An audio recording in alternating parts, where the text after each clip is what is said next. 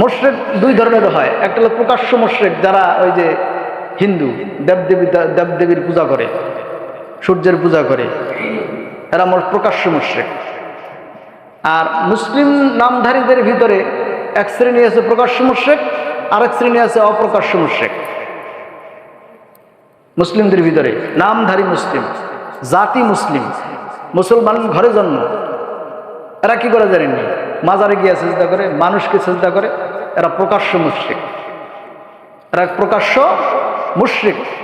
যেই মাজারে, যেই আস্তানায় এরকম মানুষকে সেজদা করে, কোনো বস্তুকে সেজদা করে, পাথরকে সেজদা করে, ওই জায়গাটাও মুশরিকের আস্তানা, শিরিকের কারখানা। ওই জায়গায় যদি কেউ যায়, সেও এই শিরিককারীদের অন্তর্ভুক্ত, শামিল।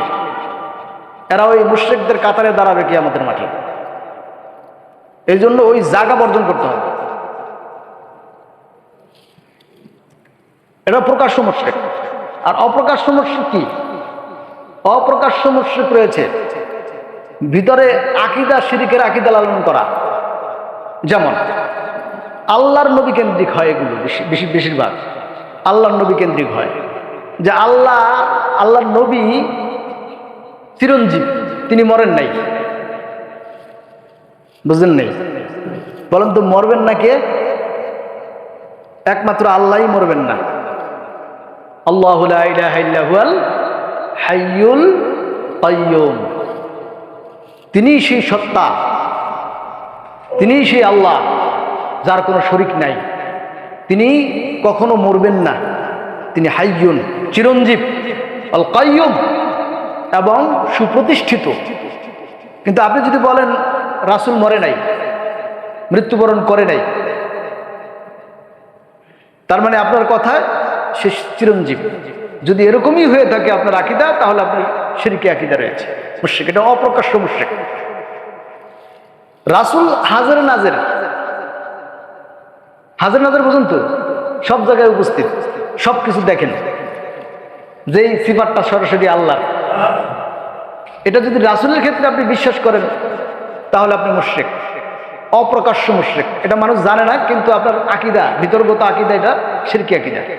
এই ধরনের অনেক শিরিক আমাদের সমাজে, মুসলমানদের মধ্যেই রয়েছে। এরা জাহান্নামে যাবে চিরস্থায়ীভাবে, চিরস্থায়ীভাবে জাহান্নামে যাবে। খুবই সাবধান। আপনি বলবেন হুজুর, আপনি যে অপ্রকাশ্য শিরিকের কথা বললেন, রাসূলকে হাজির নাজির মনে করা, রাসূলকে মৃত মনে না করা, এটা যদি অপ্রকাশ্য শিরিক হয়, এই ধরনের কথা তো আমাদের দেশের আলেমরা বলে, তাহলে তারা কি ভুল বলে নাকি? আপনি যদি পৃথিবীর সব আলেমকেই সহি মনে করেন, তাহলে আপনার এই মনে করাটাও ভুল। পৃথিবীর সব আলেম সহি নয়, একথা আমি বলিনি, আল্লাহর নবী বলেছেন, আমি আমার উম্মতের জন্য দুই শ্রেণীর মানুষকে সবচেয়ে বেশি ভয় করি, তার মধ্যে এক শ্রেণী হলো পথভ্রষ্ট আলেম, আইম্মাতুল মুদিল্লিন। এক শ্রেণীর আলেমকে আতাখাওয়াফু আলান নাস, আমি আমার উম্মতের জন্য, মানুষের জন্য সবচেয়ে বেশি ভয় করি এক শ্রেণীর আলেম, যারা পথভ্রষ্ট হবে। বোঝেননি কথা? যে আলেমরা পথভ্রষ্ট হবে, আপনি এই কথাটা বোঝেন না? তাহলে সব আলেমকে আপনি এক পাল্লায় মাপেন কেন? এবার আসেন, আপনি যদি রাসূলকে হাজির নাজির মনে না করেন, পৃথিবীর হাদিস গ্রন্থে না, শুধু কোন আলেমের মতামত কি আছে যে আপনি কাফের হয়ে যাবেন, মুশরিক হয়ে যাবেন, শিরক করবেন? আমি রাসূলকে হাজির নাজির মনে করি না, এ কারণে কি আমি মুশরিক হয়ে যাব? কিন্তু যদি করি, তাহলেই মুশরিক হব। বিষয়টা বুঝতে পেরেছেন? সহজে বুঝবেন যে না করলে, রাসূলকে হাজির নাজির মনে যদি আমি না করি, এতে আমি মুশরিক হচ্ছি না, কারণ আল্লাহর সিফাতের সাথে কন্ট্রাডিকশন হচ্ছে না। কিন্তু যখন আমি করতে যাব, তখন আল্লাহর সিফাতের সাথে কন্ট্রাডিকশন হয়ে যাবে। আর এক্ষেত্রেই আশঙ্কা রয়েছে আমি মুশরিক হব, আর মুশরিক হলে কি জাহান্নাম চিরস্থায়ী।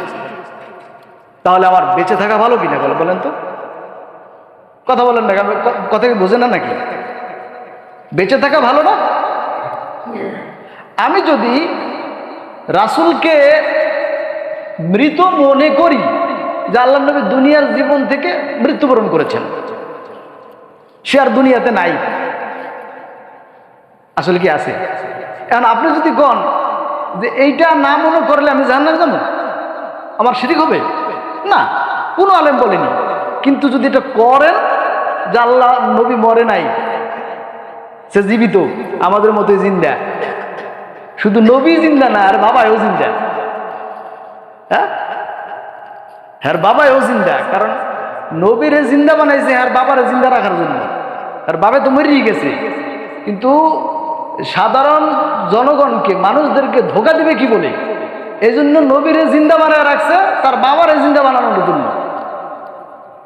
কথা বুঝতে পেরেছেন? এখন এটা যদি আপনি মনে করেন যে নবী জিন্দা, তাহলে আল্লাহর সিফাতের সাথে কন্ট্রাডিকশন, শিরক হয়ে গেল, আর এই জন্য জাহান্নামে যেতে হবে চিরস্থায়ীভাবে। আর যদি আপনি মনে না করেন, এতে কোনো ক্ষতি নেই, আশঙ্কাও নেই, আপনার আমলের কোনো জায়গায় কমতি হবে না। তাহলে বেঁচে থাকাই কি ভালো কিনা? আমাদের বেঁচে থাকাটাই ভালো। সম্মানিত উপস্থিতি, এজন্য আমাদেরকে এই গোপন শিরিক, প্রকাশ্য শিরিক, উভয় শিরিক থেকে নিজেদেরকে বাঁচাতে হবে।